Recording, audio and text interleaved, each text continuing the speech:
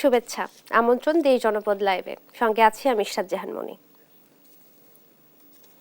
এবারে বিস্তারিত। বাংলাদেশ নেভাল একাডেমিতে মিডশিপম্যান 2022 ব্যাচ এবং ডাইরেক্ট এন্ট্রি অফিসার 2024 বি ব্যাচের শীতকালীন রাষ্ট্রপতি কুচকাওয়াজ অনুষ্ঠিত হচ্ছে। বিস্তারিত জানাতে সরাসরি যুক্ত হচ্ছেন সহকর্মী AKM নাজিম। নাজিম, আজকের অনুষ্ঠান ঘিরে কি কি কর্মসূচি থাকছে জানাবেন? জি, যেমনটা বলছেন, বাংলাদেশ নৌবাহিনীর যে নেভাল একাডেমিতে মিশনের 2022-এর ব্যাচ এবং ডাইরেক্ট এন্ট্রি অফিসার 24-এর ব্যাচে শীতকালীন যে রাষ্ট্রপতির কুচকাওয়াজ সেটি চলছে। সে কুচকাওয়াজে কিন্তু প্রধান অতিথি হিসেবে উপস্থিত আছেন নৌবাহিনীর প্রধান অ্যাডমিরাল এম নাজমুল হাসান। তিনি প্রধান অতিথি হিসেবে উপস্থিত থেকে যে মনোজ্ঞ কুচকাওয়াজ সেটি পরিদর্শন করছেন। পাশাপাশি এখানে অন্যান্য নৌবাহিনীর যারা কর্মকর্তারা রয়েছেন, শীর্ষ কর্মকর্তা, তারা কিন্তু উপস্থিত আছেন। উপস্থিত থেকে তারা এই যে কুচকাওয়াজ, রাষ্ট্রপতির যে শীতকালীন কুচকাওয়াজ সেটি তারা উপভোগ করছেন। এবং আমরা এখানে দেখেছি যেখানে নৌবাহিনীর প্রধানের বিভিন্ন বিষয়ে সর্বোচ্চ মান অর্জনকারী প্রশিক্ষণার্থীদের হাতে কিছুক্ষণ পরে কিন্তু পদক তুলে দিবেন। এখন সদ্য কমিশন প্রাপ্ত নবীন কর্মকর্তার মধ্যে মিডশিপম্যান 2022 ব্যাচের মিডশিপম্যান তহিদুর রহমান জয় বিএন এর সকল বিষয়ে সর্বোচ্চ মান অর্জনকারী সেরা চৌকস মিডশিপম্যান হিসেবে সোর্ড অফ অনার লাভ করেন। এছাড়া মিডশিপম্যান নাফিস আলবি হক বিএন প্রশিক্ষণের দ্বিতীয় সর্বোচ্চ মান অর্জনকারী হিসেবে নৌপ্রধান স্বর্ণপদক এবং ডাইরেক্টর এন্ট্রি অফিসার 24 ব্যাচের এন্ট্রি লেফটেন্যান্ট মোহাম্মদ হাসনাতুল্লাহ শিক্ষা বিএনএ শ্রেষ্ঠ ফলাফল অর্জনকারী হিসেবে বীরশ্রেষ্ঠ শহীদ রুহুল আমিন স্বর্ণপদক লাভ করেন। এদেরকে একটু পরেই কিন্তু নৌবাহিনীর যিনি প্রধান রয়েছেন তিনি কিন্তু তাদের কাছে বিভিন্ন পদক তুলে দিবেন। এখানে আমরা যেটি দেখেছি, সদ্য কমিশনপ্রাপ্ত নবীন কর্মকর্তাদের উদ্দেশ্যে নৌবাহিনীর প্রধান আসলে কিছুক্ষণ পরে তার যে বক্তব্য সেটি বক্তব্য প্রদান করবেন এবং বক্তব্যের মাধ্যমে তারা তাদের যে কর্মকাণ্ড সেটি তুলে ধরবেন। এবং এই কুচকাওয়াজে কিন্তু জুলাই আগস্টের যে বৈষম্যবিরোধী আন্দোলনের শাহাদাত বরণকারী সকল শহীদদের আসলে মাগফিরাত কামনা করেন এবং তাদের আত্মার শান্তি কামনার পাশাপাশি তাদের পরিবারের প্রতি শোক প্রকাশ করেন। এবং এখানে নৌবাহিনী কর্মকর্তা যেটি বলছেন, দেশের সমুদ্র সীমা এবং সমুদ্র সম্পদ রক্ষায় মেরিটাইম ইকোনমিক বিস্তৃত নৌবাহিনীর অগ্রণী ভূমিকা পালন করছে বলে নৌবাহিনীর পক্ষ থেকে বলা হচ্ছে। বিশেষ করে দেখছেন যে তাদের যে কুচকাওয়াজ সেটি কিন্তু চলছে। একটু পরেই যারা কমিশন প্রাপ্ত অফিসার রয়েছেন তাদেরকে আসলে পদকগুলো তুলে দিবেন এবং পদকগুলি তুলে দেওয়ার মাধ্যমে কিন্তু তাদের যে আগামীর যে কর্মযজ্ঞ সেটি শুরু হবে। নৌবাহিনীর প্রধানের যে বক্তব্য সেটি একটু পরে দিবেন। আমরা যেটি জানতে পেরেছি, নবীন কর্মকর্তারা কিন্তু ভবিষ্যৎ কর্মজীবনে একাডেমির প্রশিক্ষণ কাজে লাগিয়ে জননিরাপত্তা এবং অগ্রগতির পথে সঠিকভাবে দায়িত্ব পালনে সক্ষম হবে বলে আমরা এখানে জানতে পেরেছি। এবং এই যে তাদের যে কুচকাওয়াজ সেটি কিন্তু আমরা এখানে যেটি দেখি সকাল 10টা থেকে মূলত শুরু হয়েছে। তার পরেই কিন্তু তাদের যারা বিভিন্ন অফিসার রয়েছেন এবং বিভিন্ন ঊর্ধ্বতন কর্মকর্তা, সরকারি বিভিন্ন পর্যায়ের কর্মকর্তারা কিন্তু এই নেভাল একাডেমিতে উপস্থিত হয়েছেন। প্রতি বছর এটা কিন্তু শীতকালীন মৌসুমে রাষ্ট্রপতির যে কুচকাওয়াজ সেটি কিন্তু এখানে অনুষ্ঠিত হয়ে থাকে। এই অনুষ্ঠানে কিন্তু বিভিন্ন কর্মকর্তার পাশাপাশি সরকারি বেসরকারি উচ্চ পর্যায়ে যারা কর্মকর্তারা রয়েছেন তারা কিন্তু এখানে উপস্থিত হয়েছেন। কিছুক্ষণ আগে আমরা দেখেছি নৌবাহিনীর যিনি প্রধান রয়েছেন অ্যাডমিরাল এম নাজমুল হাসান তিনি উপস্থিত হয়েছেন। একটু পরে উপস্থিত হয়ে তিনি তাদের যে কুচকাওয়াজ সেটি উপভোগ করছেন এবং একটু পরে তিনি প্রধান অতিথির বক্তব্য রাখবেন। এখন তাদের যে যারা কমিশনপ্রাপ্ত অফিসাররা রয়েছেন তাদের যে বিভিন্ন পদক সেটি একটু পরেই প্রদান করা হবে বলে আমরা জানতে পেরেছি। আপনি দেখছেন তাদের যে পদক দেওয়া অনুষ্ঠান সেটি একটু শুরু হবে। এখন দেখছেন যে নৌবাহিনীর যিনি প্রধান রয়েছেন অ্যাডমিরাল এম নাজমুল হাসান তিনি উপস্থিত হয়ে কিন্তু যারা কর্মকর্তা রয়েছেন তারা কমিশনপ্রাপ্ত তারা পদক দিচ্ছেন এবং পদকের যে কার্যক্রম সেটা শুরু হয়েছে। ইতিমধ্যে পদক দেওয়া শুরু করছেন এবং তিনি উপস্থিত আছেন। উপস্থিত থেকে কিন্তু নবীন কর্মকর্তাদের মাঝে তাদের যে পদক কার্যক্রম সেটি চালিয়ে যাচ্ছেন।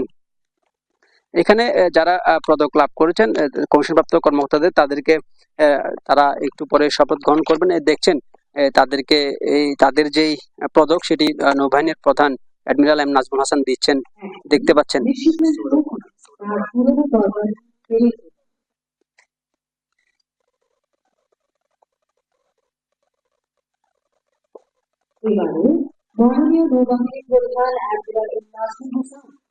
তো এই নৌবাহিনীর এই কুচকাওয়াজ অনুষ্ঠান থেকে যে প্রধান অতিথি যিনি নৌবাহিনীর প্রধান অ্যাডমিরাল নাজমুল হাসান যে পদক দিচ্ছেন সেই অনুষ্ঠান থেকে আমার কাছে ছিল সর্বশেষ। ধন্যবাদ আপনাকে। বাংলাদেশ নেভাল একাডেমি থেকে শীতকালীন রাষ্ট্রপতি কুচকাওয়াজ অনুষ্ঠান উপলক্ষে আজকে সারাদিনের কর্মসূচিগুলো বলছিলেন সহকর্মী কে এম নাজিম। স্বাধীনতার 53 বছর পর নড়াইলবাসী রেলপথ সেবা পেতে যাচ্ছে। আগামীকাল খুলনা থেকে ঢাকাগামী রেল চলাচল শুরু হবে। এ নিয়ে আরো জানাতে সরাসরি যুক্ত হচ্ছেন সহকর্মী শরীফুল ইসলাম। চলে যাচ্ছি শরীফুলের কাছে। শরীফুল, এই যে এত বছর পর নড়াইলবাসী রেল সেবা পেতে যাচ্ছে, কি বলছেন আসলে তারা, জানাবেন। জি ধন্যবাদ ইশরাত। যেমনটি বলছিলেন, আসলে স্বাধীনতার 53 বছর পর নড়াইলবাসী রেল সেবা পেতে যাচ্ছেন।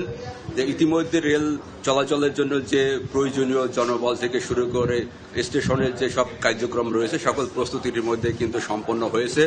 সে আগামীকাল সকাল 6টায় থেকে খুলনা থেকে রেল চলাচল শুরু করবে এবং ঢাকার পথে যাবে। নড়াইল স্টেশনে সকাল 7:16 নড়াইল স্টেশনে এসে প্রথম যে রেলটি চলাচল করবে সেটি এসে কিন্তু এই নড়াইল রেল স্টেশনে থামবেন। সেখান থেকে নড়াইলবাসী ঢাকার পথে প্রথম রেল চলাচল মানে যাত্রী হিসেবে তারা কিন্তু যেতে পারবে। ইতিমধ্যে কিন্তু নড়াইলের যেসব জনতা রয়েছেন নড়াইলে যাওয়ার জন্য কিন্তু এখান স্টেশন থেকে যাওয়ার জন্য অনেক আগ্রহী যারা, তারা কিন্তু ব্যাপক উৎসাহ উদ্দীপনার মধ্য দিয়ে কিন্তু রেলের টিকিট ইতিমধ্যেই ছাড়া হয়েছে অনলাইনে।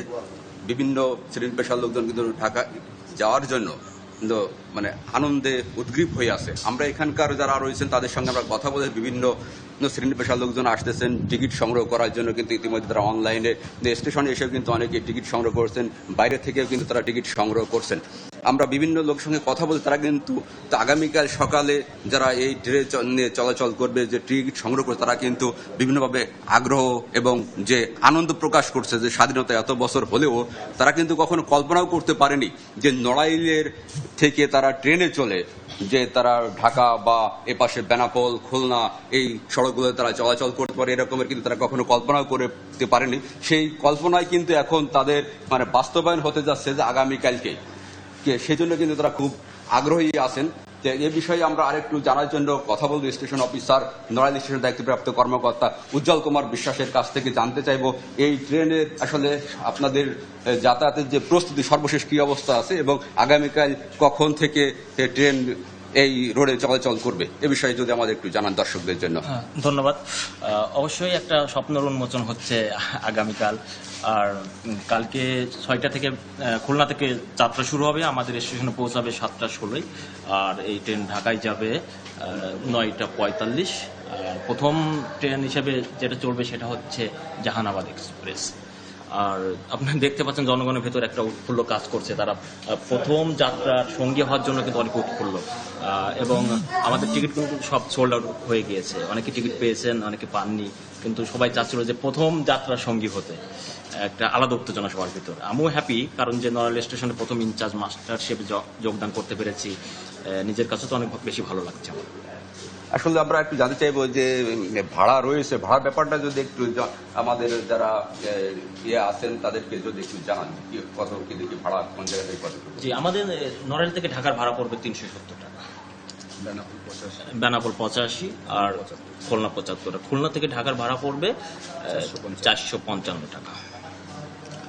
জি ধন্যবাদ। যেমনটি শুনছিলেন, আসলে আমরা জানার চেষ্টা করছিলাম যে আমাদের নড়াইলের যে রয়েছে সাধারণ যাত্রীরা রয়েছে, তারা কিন্তু খুব অধীর আগ্রহ অপেক্ষা করছে আগামীকাল ট্রেনের যাত্রা করার জন্য। সে বিষয়ে আমরা জানছিলাম এখানকার স্টেশন মাস্টার রয়েছে। তো নড়াইলের যে যাত্রীদের যে ট্রেন যাত্রীরা যে অধীর আগ্রহে অপেক্ষা করছেন আগামীকাল সকালের জন্য। তো নড়াইল রেল স্টেশন থেকে এই ছিল নড়াইল থেকে সর্বশেষ। ধন্যবাদ আপনাকে। স্বাধীনতার 53 বছর পর নড়াইলবাসী রেল সেবা পেতে যাচ্ছে এবং নড়াইলবাসীর প্রতিক্রিয়া জানাচ্ছিলেন সহকর্মী শরীফুল ইসলাম। দেখছেন দেশ জনপদ লাইভ। আদালতের নির্দেশে সাভারের নামাবাজার এলাকায় বংশ নদীর তীরে অবৈধ স্থাপনা উচ্ছেদের পর নতুন করে ফের শুরু হয়েছে দখল। বিস্তারিত জানাতে সরাসরি যুক্ত হচ্ছেন সহকর্মী দেওয়ান ইমন। ইমন, এই যে দখল চলছে, প্রশাসন কোনো কার্যকরী পদক্ষেপ নিচ্ছে কিনা জানাবেন। ইশরাত, আমি এখন যেখানে রয়েছি আপনি আমার পেছনে যে দৃশ্যটি, এই দৃশ্যটি দেখে মনে করতে পারেন যে এটি কোনো বাজারের মাঝে আমি দাঁড়িয়ে আছি। আদতে এটি বাজারের মাঝেই রয়েছি, তবে এই সম্পূর্ণ জায়গাটি কিন্তু বংশী নদীর। আপনাকে যদি একটু দেখাই যে এই যে সারি সারি যে দোকানপাটগুলো দেখছেন, টিন শেডের যে দোকানগুলো, এই সবগুলো দোকানই কিন্তু নদীর যে জায়গা সেটি দখল করে কিন্তু গড়ে উঠেছে। আমরা বিগত দিনে দেখেছি যে এই স্থাপনাগুলো কিন্তু উচ্ছেদ করা হয়েছিল উপজেলা প্রশাসনের পক্ষ থেকে, তারপরেও কিন্তু নতুন করে আবার এগুলোকে এক শ্রেণীর যারা অসাধু ব্যক্তি আছে তারা কিন্তু এই নদীর জমি দখল করে এই স্থাপনাগুলো গড়ে তুলেছেন। এখানে বিগত দিনের আওয়ামী লীগের যিনি সাভারের পৌর মেয়র ছিলেন তার স্থাপনা ছিল, তার ছেলের স্থাপনা ছিল, সাভারের যিনি উপজেলা চেয়ারম্যান ছিলেন মঞ্জুর আলম রাজীব, তার এখানে স্থাপনা আছে, তার মায়ের নামে এখানে স্থাপনা ছিল। তো সবগুলো এই বিষয় যদি আপনাদেরকে একটু দেখাই যে পাশেই কিন্তু বংশী নদী, এই নদীর পাশে চিরেই কিন্তু এভাবে গড়ে ওঠা হয়েছে। বিগত দিনে অর্থাৎ 2022 সালের 28 থেকে 31 অক্টোবর পর্যন্ত কিন্তু এইখানে উচ্ছেদ অভিযান পরিচালনা করে উপজেলা প্রশাসন। সেই সময় কিন্তু 286টি দখলদারদের যে স্থাপনা ছিল সেগুলো উচ্ছেদ করা হয়। অভিযানে প্রায় 4 একর জায়গা এবং 40% খাস জমি অবমুক্ত করে প্রশাসন।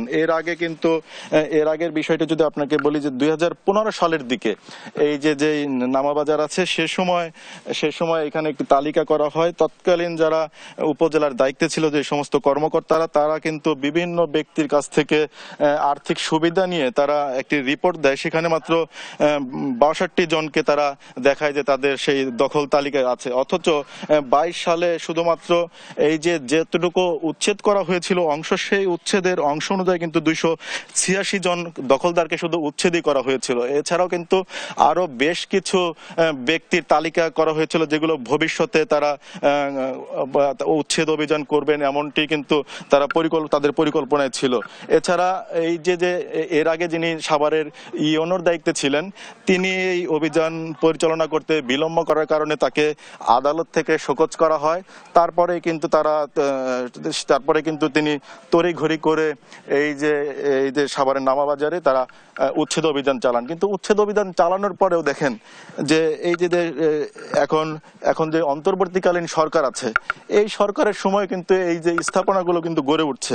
কারা গড়ে তুলছে? আমরা কিছুক্ষণ আগে এখানে যারা ব্যবসায়ী আছেন তাদের সাথে কথা বললাম, তারা বলল যে বিগত দিনে যে সমস্ত দোকানগুলো এগুলো তারা আওয়ামী লীগের যারা নেতাকর্মী ছিলেন তাদেরকে ম্যানেজ করে, তাদেরকে আর্থিক সুবিধা দিয়ে, তাদের ক্ষমতার প্রভাবে কিন্তু তারা এই যে দোকানপাটগুলো করছেন, এবং এখন যারা রাজনৈতিক মহল আছেন তাদেরকে ম্যানেজ করে নতুন নতুন স্থাপনা, আমার পেছনেই যে দৃশ্যগুলো দেখছেন সেগুলো কিন্তু এখন নতুন করে গড়ে তোলা হচ্ছে। আমি কিছুক্ষণ আগে এখানকার যিনি ইওনো আছেন তার সাথে কথা বলেছি, তিনি যেমনটি বলছেন যে আগামীতে তাদের যে উচ্ছেদ অভিযান সেটি তারা অব্যাহত রাখবেন, পাশাপাশি এই উচ্ছেদের পরে যেন আর কেউ নতুন করে আবার দখল করতে না পারে সেটির জন্য কিন্তু জেলা প্রশাসকের পক্ষ থেকে একটি কমিটি গঠন করে দেওয়া হবে। তো এই ছিল আমার কাছে নদী দখলের খবর। ধন্যবাদ আপনাকে। সাভারে নদীর তীরে দিনের পর দিন চলছে দখল কার্যক্রম এবং এই ব্যাপারে বিস্তারিত জানাচ্ছিলেন সহকর্মী দেওয়ান ইমন। কৃষকদের দাবির মুখে চাঁদপুরের ফরিদগঞ্জের সন্তোষপুর এলাকায় জনস্বার্থে পানি উন্নয়ন বোর্ডের উদ্যোগে 1630 মিটার খাল খনন চলছে। বিস্তারিত জানাতে সরাসরি যুক্ত হচ্ছেন সহকর্মী শরীফ আহমেদ। শরীফ, পানি স্বল্পতা দূর হবে কিনা এবং এটাও জানতে চাচ্ছি যে কৃষকদের মনে স্বস্তি ফিরবে কিনা, জানাবেন। ইশরাত, আপনি যেমনটি জানতে চাচ্ছিলেন, হ্যাঁ, কৃষকদের মাঝে স্বস্তি ফিরে এসেছে এবং পানির যে স্বল্পতা সেটি দূর হওয়ার একটি সম্ভাবনা রয়েছে। অর্থাৎ আমরা দেখেছি যে চাঁদপুর যে সিআইপি বাঁধ অর্থাৎ বেড়ি বাঁধের ভিতর কিন্তু 28,000 হেক্টর জমি চাষাবাদ হয়, কিন্তু দীর্ঘদিন যাবৎ খালগুলো দখল এবং দূষণ ভরাটের কারণে কিন্তু কৃষকরা সঠিক সময়ে পানি পাচ্ছেন না।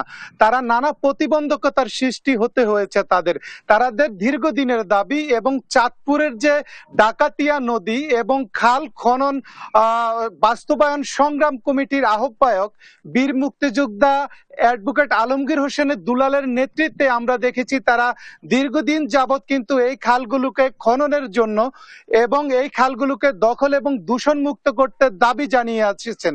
এরই প্রেক্ষিতে সাম্প্রতিক সময়ে আমরা দেখেছি তিনি চাঁদপুর জেলা প্রশাসক বরাবরে কিন্তু একটি স্মারকলিপি প্রদান করেছেন। এর পাশাপাশি তিনি কিন্তু একাধিকবার কিন্তু তিনি সংবাদ সম্মেলন করেছেন। আমি যদি আপনার মাধ্যমে দর্শকদেরকে দেখাতে চাই, এই যে বিশাল এলাকার কৃষকরা অর্থাৎ প্রায় 50 একর জমি কিন্তু অনাবাদি থেকে যাচ্ছে, আর এই সিআইপি বাঁধের মধ্যে কিন্তু 6000 হেক্টর জমি অনাবাদি থেকে যাচ্ছে পানির কারণে।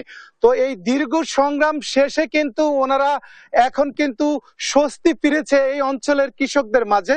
আমরা দেখেছি চাঁদপুরের ফরিদগঞ্জের সন্তোষপুর এলাকায় এই যে খাল রয়েছে A10 খাল, এই খালের 1630 মিটার কাজ কিন্তু ইতিমধ্যে শুরু হয়েছে।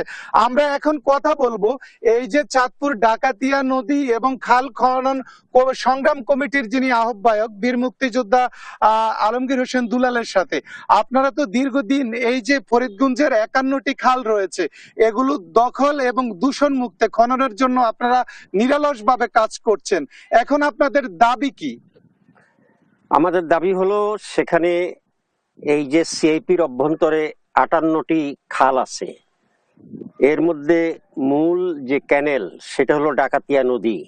সেই ডাকাতিয়া নদী থেকেই সেখানে খালগুলি চতুর্দিকে ছড়িয়ে গেছে এবং এটা ইরিগেশন প্রজেক্ট করার জন্য 1978 সাল থেকে এখানে এই 58,000 হেক্টর যে গ্রস ল্যান্ড, আর তার মধ্যে এগ্রিকালচার ল্যান্ড হলো 28,000 হেক্টর। এই 28,000 হেক্টর জমিতে সেখানে এটা একটা খাদ্য ঘাটতি এলাকা ছিল, সেই খাদ্য ঘাটতি দূর করার জন্যই মূলত এই বেড়িবাঁধটা নির্মাণ করা হয়। এই বেড়িবাঁধের চতুর্পাশে সেখানে বরফিট খাল আছে, এটা প্রায় 144 কিলোমিটার ব্যাপী। তো এই জায়গাগুলিতে আজকে কয়েক বছর ধরে সেখানে ওয়াবদা কর্তৃপক্ষ সেখানে এই যে নদী এবং খাল এগুলির প্রতি চরম অবহেলা প্রদর্শন করছেন, যার ফলশ্রুতিতে সেখানে কৃষি জমিতে যে বিশেষ করে ইরি মৌসুম যেটাকে আমরা বোরো বলি, সেই বোরো মৌসুমে পানির সংকটে তারা ধান রোপণ করতে পারছে না। আবার বর্ষা মৌসুমে সেখানে আমনের সময় সেখানে এই জলাবদ্ধতায় সেখানে তলিয়ে যাচ্ছে, কারণ এখন স্বাভাবিক জোয়ার ভাটা তো বয় না, যার ফলে সেখানে দুইটা স্লুইস গেট, একটা নানিপুর সেখানে আরেকটা হলো হাজিমারা, যেটা ইনলেট আউটলেট। এখন এই জায়গায় তারা বলছে যে তাদের যে ইনলেটে যে পাম্প আছে দুটো, তার যে কার্যক্ষমতা 100% থেকে এটা এখন 30% এসে দাঁড়িয়েছে। তো এটা তো সরকারের যথাযথ কর্তৃপক্ষের দায়িত্ব, এটা তো কৃষকের দায়িত্ব না। কৃষক কিন্তু এখন এবার চরম ভাবে সেখানে ক্ষতিগ্রস্ত, যে 28,000 হেক্টর জমির 28 মণ ধানও সেখানে পাবে না। তাহলে আগামী বৈশাখ যদি এখন ধানটা যদি চাষাবাদ করতে পারে বড়, তাহলে তাদের ঘরে ধান যাবে, এই ছাড়া তারা সেখানে চরম দুর্ভিক্ষের সেখানে শিকার হবে। সেই জন্য আমাদের দাবি হলো সমগ্র খালগুলিকে সেখানে যে তার মধ্যে যে মানে সেগুলিকে খনন করা যথাযথভাবে, এবং সেখানে যাতে জনসাধারণ বোরো ধান করতে পারে। আবার এই খালগুলি খনন করলে সেখানে আমনের সময়কালে যে জলাবদ্ধতা হয়, সেই জলাবদ্ধতা এত ভয়াবহ রূপ নেবে না, এটা সেখানে পানি ধারণ ক্ষমতা বাড়বে। এটা 30 থেকে 35 বছর ব্যাপী খালগুলি খনন করা হচ্ছে না, অথচ কর্তৃপক্ষ আছে। ওইদিকে নদী ডাকাতিয়া নদী 200 বছর ধরে সেখানে কিন্তু তার কোনো খনন নেই। শুনছিলেন তাদের দাবির কথা, তারা আসলে কিন্তু দাবি এর দাবির প্রেক্ষিতে আমরা দেখেছি গত কিছুদিন আগে সাম্প্রতিক সময়ে কিন্তু জেলা প্রশাসক মোহসেন উদ্দিন, চাঁদপুর নির্বাহী প্রকৌশলী যিনি রয়েছেন পানি উন্নয়ন বোর্ডের জহুরুল ইসলাম সহ ফরিদগঞ্জ উপজেলা নির্বাহী কর্মকর্তা যিনি রয়েছেন সুলতানা রাজিয়া সহ কিন্তু এই খালগুলো পরিদর্শন করেছেন এবং তারা আশ্বাস দিয়েছেন দ্রুত সময়ের মধ্যে এই খালগুলো খনন করে তারা কিন্তু এই যে কৃষকদের মাঝে স্বস্তি ফিরে আনবেন। এবং এর ফলশ্রুতিতে কিন্তু আমরা দেখেছি একটি খাল কিন্তু খনন শুরু হয়েছে, কৃষকদের মাঝে স্বস্তি এসেছে এবং কৃষকরা আনন্দ উৎসাহ প্রকাশ করছেন। তারা আশা করছেন আগামী দিনগুলোতে তাদের এই অনাবাদি জমিগুলো তারা চাষাবাদ করতে পারবেন। তো এই ছিল ইশরাক চাঁদপুর থেকে আমার কাছে। ধন্যবাদ আপনাকে। চাঁদপুরে জনস্বার্থে খাল খনন চলছে এবং সহকর্মী শরীফ আহমেদ আমাদেরকে জানাচ্ছিলেন যে ইতোমধ্যেই পানি স্বল্পতা দূর হতে শুরু করেছে, যা কৃষকদের জন্য স্বস্তিদায়ক। দেখছেন দেশ জনপদ লাইভ।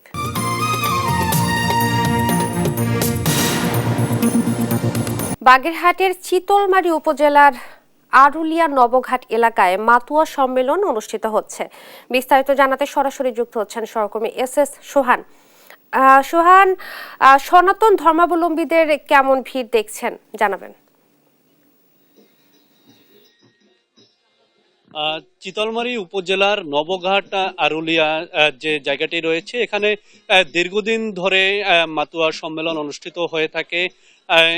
এখানে মূলত 3 দিন ব্যাপী যে সম্মেলন, এই সম্মেলনে প্রায় 1.5 লক্ষ সনাতন ধর্মাবলম্বীদের এখানে সমাগম ঘটে থাকে। মূলত আজকে হচ্ছে এখানে সম্মেলনের দ্বিতীয় দিন। গতকাল সকাল থেকে শুরু হয়েছে এবং রাত্রে এখানে মাতুয়া সম্প্রদায়ের যে বাসিন্দারা রয়েছে তারা কিন্তু এখানে রাত্রি যাপন করেছেন এবং তারা এখানে স্রষ্টার আরাধনা করেছেন।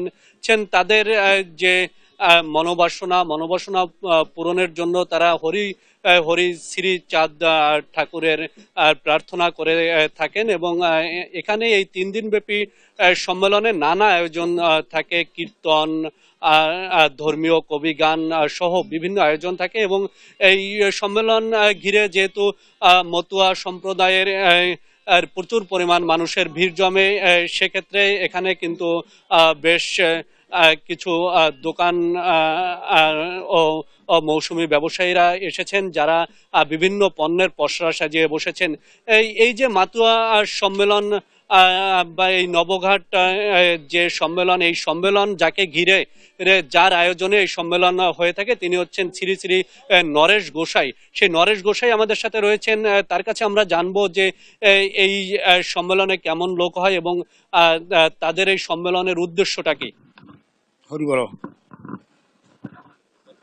আমরা মানব সেবার মাধ্যমে ঈশ্বরের সেবাকে প্রত্যক্ষ দেখতে পাই।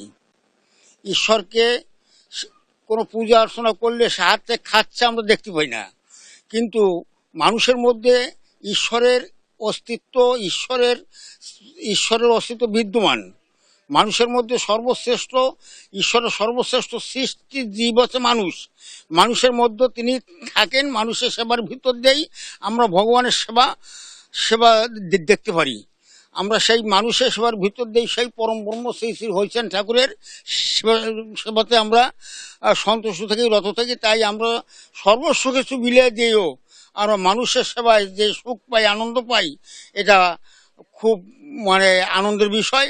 এবং এই দীর্ঘ 36 বছর চলতেছে। আমরা এইভাবে প্রতি বছর 50, 60, 70, 80, কোনো বছর 1 লক্ষ লোক হয় এবং আমরা এইভাবে বুক পাতে দেই মানুষের সেবা করার জন্য। এটাই আমাদের পরম ধর্ম। মানুষের সেবার ভিতর দিয়ে আমরা পরম আনন্দ লাভ করি। মানুষের সেবার ভিতর দিয়ে আমরা ঈশ্বরের সেবা এটা পেয়ে থাকি। ঈশ্বরকে ভজনার মূল হচ্ছে মানুষকে ভালোবাসা, মানুষকে সেবা করা, মানুষকে শ্রদ্ধা করা, মানুষকে সর্ব উপরে সম্মান দেয়া, এই হচ্ছে আমাদের কাজ। তাই প্রতি বছর আপনারা শুনছিলেন যে তিনি আমাদেরকে জানাচ্ছিলেন যে মানব সেবাই হচ্ছে তাদের মূল কাজ। আমি যদি আপনাকে একটি এই যে মহাসম্মেলনের ইতিহাসটি একটু জানাতে চাই, সেটা হচ্ছে 1989 সালে এই যে নরেশ গোসাইয়ের মা অঞ্জলিকা এখানে মহাসম্মেলনের আয়োজন করে এবং সেই 1989 সাল থেকে আজকে পর্যন্ত প্রতি বছর 22, 23 এবং 24 ডিসেম্বর এখানে মহাসম্মেলন হয়ে থাকে। এই মহাসম্মেলনে শ্রী শ্রী হরিচাঁদ ঠাকুরের যারা অনুসারী রয়েছেন বিভিন্ন এলাকায়, বিশেষ করে বাংলাদেশের এই যে বাগেরহাট, গোপালগঞ্জ, ফরিদপুর সহ এই অঞ্চলের এসব জায়গার যারা মতুয়া সম্প্রদায়ের সনাতন ধর্মাবলম্বী রয়েছেন তারা কিন্তু এখানে আসেন এবং তারা তাদের যে বিভিন্ন আচার অনুষ্ঠান আছে সেই অনুষ্ঠান তারা সম্পন্ন করেন এবং এই 3 দিন এখানে যে ভক্তবৃন্দ থাকেন এদের কিন্তু এখানে থাকা এবং খাওয়ার ব্যবস্থা কিন্তু এই নরেশ গোসাইয়ের পরিবারের পক্ষ থেকে করা হয় এবং সবকিছু মিলে আমরা বলতে পারি এখানে একটি মিলন মেলার সৃষ্টি হয় এই যে মতুয়া সম্প্রদায়ের মানুষদের। এখানে আরেকটি বিষয় যদি আমি আপনাদেরকে জানাতে চাই সেটি হচ্ছে যে অদৃশ্য যে ঈশ্বর রয়েছে সেই ঈশ্বরের থেকে তারা মানুষের সেবা করতে বেশি পছন্দ করেন এবং তাদের বিশ্বাস মানুষের সেবার মাধ্যমেই ঈশ্বরের কৃপা লাভ করা যায়। বাগের মাতুয়া সম্মেলনের সর্বশেষ খবর। ধন্যবাদ আপনাকে। বাগেরহাটের আরুলিয়া নবঘাট এলাকা মাতুয়া সম্মেলন অনুষ্ঠিত হচ্ছে এবং এই ব্যাপারে বিস্তারিত জানাচ্ছিলেন সহকর্মী এস সোহান। দেখছেন দেশ জনপদ লাইভ।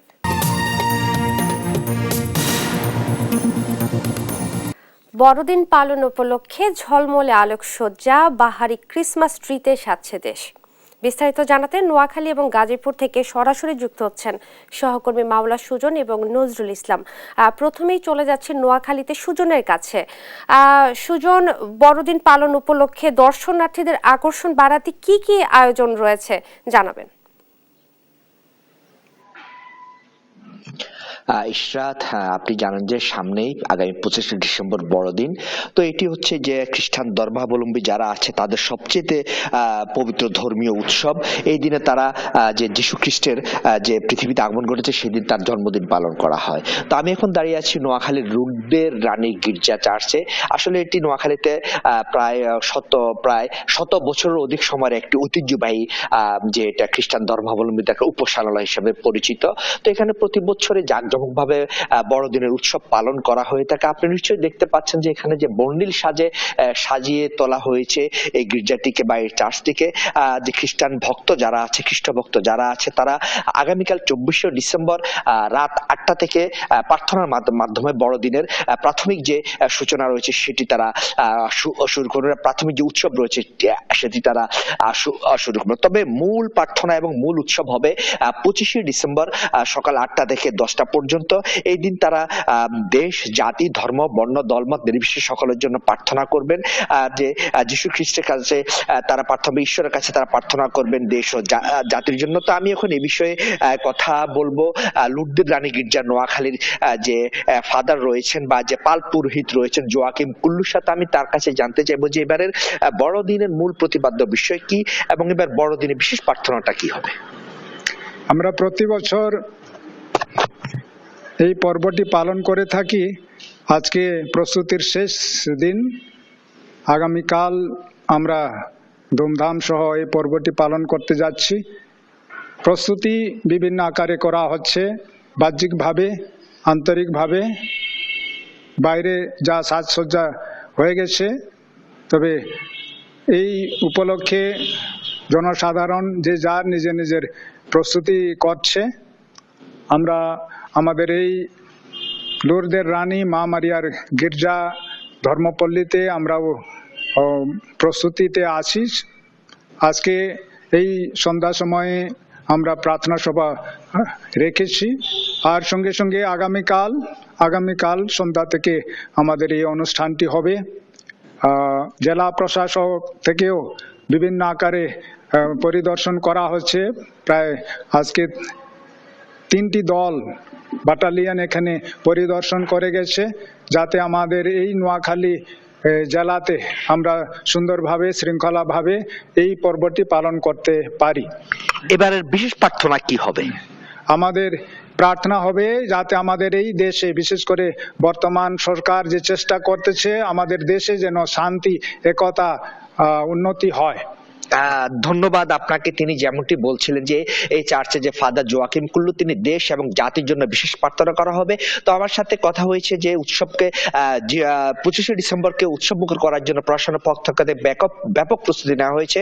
সেনাবাহিনী, র্যাবের পাশাপাশি পুলিশ টল ডিউটি করবে। আমি এখন চলে যাব এই বিষয়ে কথা বলার জন্য গাজীপুরে। সেখানে রয়েছেন আমাদের সহকর্মী নজরুল। নজরুল, বড়দিনের সর্বশেষ পরিস্থিতি আপনি জানাবেন। ধন্যবাদ সুজন আপনাকে। আপনি যেমনটা বলছিলেন, আপনি জানেন যে আপনার মতো গাজীপুরও কিন্তু বর্ণিল সাজে সেজেছে গির্জা, এবং আমরা সকাল থেকেই দেখেছি এখানে কিন্তু স্কুল কলেজের যে শিক্ষার্থী রয়েছে তারা কিন্তু আলপনা আঁকতেছে এবং যে যার মতো পারছে বিভিন্ন কাজে কিন্তু ধর্মীয় কাজে সহযোগিতা করছে। আপনি জানেন যে এই গাজীপুরের যে এই কালীগঞ্জের নাগরী এলাকার যে গির্জা রয়েছে সেটা কিন্তু বহু পুরানো। এখানে কিন্তু আপনার এই গির্জাকে ঘিরে কিন্তু একটি এলাকার মধ্যে আশপাশের এলাকা কিন্তু বর্ণিল সাজেও বাড়িঘরগুলো সেজেছে। পাশাপাশি আমরা দেখতে পেয়েছি যে এখানে কিন্তু সকাল থেকেই অর্থাৎ কোমলমতি শিক্ষার্থী এবং স্কুল কলেজের যারা শিক্ষার্থী রয়েছেন তারাও কিন্তু এখানে বিভিন্নভাবে যে যার মতো পারছে সাজাচ্ছেন, এবং আমরা জরি এবং বিভিন্ন কাগজের ডিজাইন করা ফুল এবং দিয়ে কিন্তু সাজাচ্ছেন। অর্থাৎ গির্জা কিন্তু এখন মানে সম্পূর্ণ প্রস্তুতি, এবং 25 তারিখ আপনার বড়দিন উপলক্ষে ক্রিসমাসটির যে গাছ আমরা দেখতে পেয়েছি সেই গাছটাও কিন্তু সাজানো হয়েছে। এছাড়া যে এই গির্জা ঘিরে কিন্তু একটি উৎসব এবং আমেজের বিরাজ করতেছে, এবং সকাল থেকেই বিভিন্ন যে শ্রেণী পেশার মানুষ আছে অর্থাৎ এখানে যে খ্রিস্টান ধর্মাবলী যারা রয়েছেন তারা কিন্তু এখানে স্বেচ্ছাশ্রমের ভিত্তিতে আমরা দেখেছি যে যে যার মতো পারছে এখানে কিন্তু শ্রম দিচ্ছেন। অর্থাৎ এই ধর্মীয় যে কাজ, এই ধর্মীয় কাজে কিন্তু সবাই যার যার হাতে হাত নাগাচ্ছেন এবং সহযোগিতা করছেন। তো গাজীপুরের এই গির্জাপল্লীর আশপাশে কিন্তু প্রায় কয়েক হাজার মানুষ বসবাস করেন। তাদের এই যে একমাত্র গাজীপুরের মধ্যে সবচেয়ে বড় গির্জা হলো নাগরী গির্জা। এখানে আমরা কিন্তু সব ধরনের প্রস্তুতি কিন্তু সম্পন্ন রয়েছে, এবং আগামী 25 তারিখ কিন্তু আপনি বড়দিন উপলক্ষে কিন্তু সব ধরনের প্রস্তুতি সম্পন্ন করেছেন। পাশাপাশি এটাও দেখেছি যে আগামী 24 তারিখ কিন্তু আপনার বিশেষ প্রার্থনা, সেই প্রার্থনা করা হবে। সেই প্রার্থনা দেশ, জাতি এবং সমৃদ্ধ কামনা করে বিশেষ প্রার্থনা করা হবে। এমনটাই কিন্তু এখানে যে ফাদার রয়েছেন বিশ্বজিৎ বর্মন উনি কিন্তু আমাদের কাছে বলেছেন, এবং তিনি আরো বলেছেন যে সকল প্রস্তুতি ইতিমধ্যেই সম্পন্ন হয়ে গেছে এবং যতটুকু আছে তা আজকের মধ্যে শেষ হবে। এবং এখানে কিন্তু আপনি বলে রাখি যে গাজীপুরের যে সবচেয়ে পুরাতন এই গির্জা কিন্তু এখানে বর্ণিল সাজে সাজাচ্ছেন, এবং আশপাশের গ্রামগুলোতে আমরা দেখেছি যে সাজসজ্জা রব এবং নতুন কাপড় চাপড় মার্কেটগুলোতে কিন্তু আমরা ভিড় লক্ষ্য করেছি, এবং এই বড়দিনকে ঘিরে কিন্তু একটি উৎসব উদ্দীপনার একটি দিন আগামী রোববার, আগামী 25 ডিসেম্বর কিন্তু হবে। সেটা উপলক্ষে আপনার গির্জার ভিতরে কিন্তু বর্ণিল যে সাজ সেটা সাজাচ্ছেন, এবং ভিতরে কিন্তু বিভিন্ন জরি এবং কাগজের ফুল তৈরি করে কিন্তু সেটাও লাগিয়েছেন, এবং বিভিন্ন প্রবেশ মুখগুলোকে আমরা দেখেছি যে বর্ণিল সাজে সেজেছে। তবে এই ছিল আমার কাছে কালীগঞ্জ নাগরী এলাকা থেকে সর্বশেষ। আপনাদের দুজনকেই ধন্যবাদ। নোয়াখালী এবং গাজীপুর থেকে বড়দিন উপলক্ষে নানা আয়োজন নিয়ে বলছিলেন সহকর্মী মাওলা সুজন এবং নজরুল ইসলাম। এই ছিল এখনকার দেশ জনপদ লাইভ। পরের বুলেটিন দেখার আমন্ত্রণ রইল। এছাড়া দেশ টিভি সর্বশেষ সব খবর পেতে ভিজিট করুন www.desh.tv। ফেসবুকে আমাদের সঙ্গে যুক্ত থাকুন দেশ টিভি অথবা দেশ টেলিভিশন পেজে। সর্বশেষ ভিডিও পেতে ইউটিউবে আমাদের হ্যান্ডেল @দেশ টেলিভিশন অথবা @দেশ টিভি নিউজ লিখে সার্চ করুন। ধন্যবাদ সবাইকে।